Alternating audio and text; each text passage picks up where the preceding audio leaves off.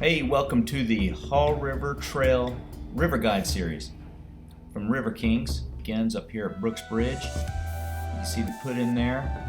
You go right under the bridge, and we'll fly down this one pretty quick because there's nothing really to note of the water or features itself.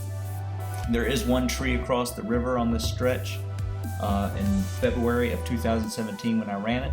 Hopefully it'll be cleared out this spring. Other than that, it's just a beautiful 4.5 mile stretch of river with nothing to trip anybody up. Anybody can do this river, regardless of skill set. Today the water level was 2.2, and there's the takeout, and we'll talk about that in a minute. But first, let me show you this dam, and I want to talk about the features of a dam and what the boil line is that makes a hydraulic. That's the boil line. You can see it goes river wide. That's because of the dam. From that point, water goes downstream. From that point, water goes back upstream. It actually creates a trough in there. It goes uphill to the boil line. So if you go over this dam, you will stay there like that little bag in the top of the screen if you haven't noticed it. I wanted to point that out. That's what makes dams so dangerous versus natural river bottoms that usually will afford some kind of irregularity to allow you to escape. But as you can see here, this log is going to be there until someone fishes it out in low water, most likely. There's a look at it from the river. You can see the boil line, water going two different directions. You get on the upriver side of that, and you can be in trouble. At this level, though, you could probably stand up and get out, but it's just be safe, stay out of dams. There's a little rapid put in here. Usually run it right over here, river right. Cut that, catch this one. Again, 2.2 feet on the gauge, what we're running today, and just enough water to get through that. And there are several of these type of trees on the river that you can just bop through. Stay away from any large branches. Rule of thumb, stay away from trees. If branches are, smaller than your pinky, you can probably get through there. Just be very careful when doing that, it'll try to flip you.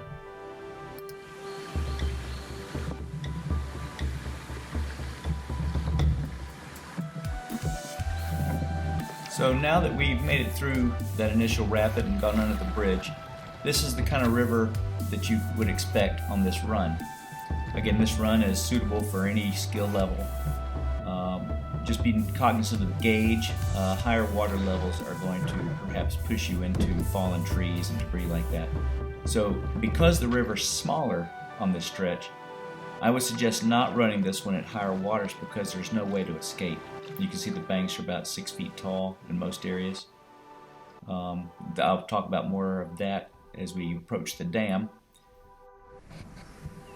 So you see we're going under these trees which could pose a hazard at higher water. And to kind of touch on what I said, this smaller river allows trees to fall and block the entire river without one end getting washed away. As you see here, and this is the first obstacle, the only one I came across on this run.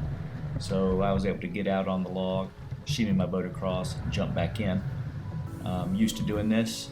If you're just beginning, you may have a wet experience.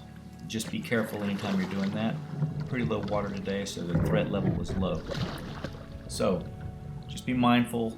Trees across the river on smaller rivers can bring hazards to you very quickly that is very hard to get around.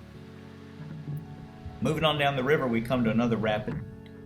This is it's just a little ledge, and don't let any of these scare you. You bop through. If you get hung up, it's not really going to flip you. It's just going to, stop you per se. Just right through there. On most of these types of rapids, there's not really a way to get through it. You just have to look for wherever you have water. And you gotta look downstream, you see water. Wherever the most flow is, it's gonna actually float your boat through there. That's what you're looking for. Some of the River Kings will remember our Fisher River trip, and you can look at the videos, find that one. But the Fisher River was about the same size as this, but shoalier as it didn't have so many boulders, and that led to what we call the scoochies. So if the water gets low enough on these smaller rivers, you may be doing a little scooching. Another little tree, just kind of river left over here. Wherever you have a clear path, you're free to go. Just after I shot this, I saw 4 or 5 deer on the riverbank left there. Round in the bend, beautiful scenery. This is actually my favorite size river for doing these types of trips, because you can experience the whole river from anywhere on the river. Sometimes once a river gets larger, it has its advantages, but if you go one side, you might miss the other. So I don't know how to explain that, except it's just a little more intimate setting. The view changes more often, and it seems like there's more to explore. And this stretch of river does not let down. It's a beautiful, beautiful run. One of my favorites on the Haw River Trail.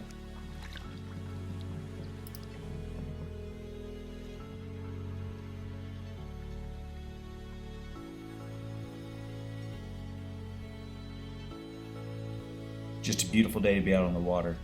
Sometimes in the winter, you can get out there and surprise yourself. You don't have the leaves to block your view. You can really see what's out there.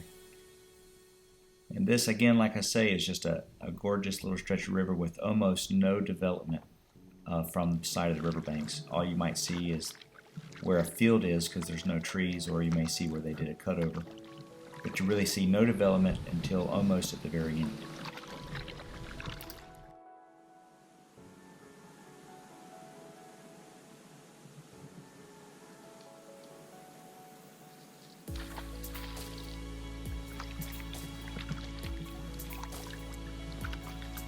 You see this bluff here with a little mountain laurel hanging over the banks, some holly trees on the left side.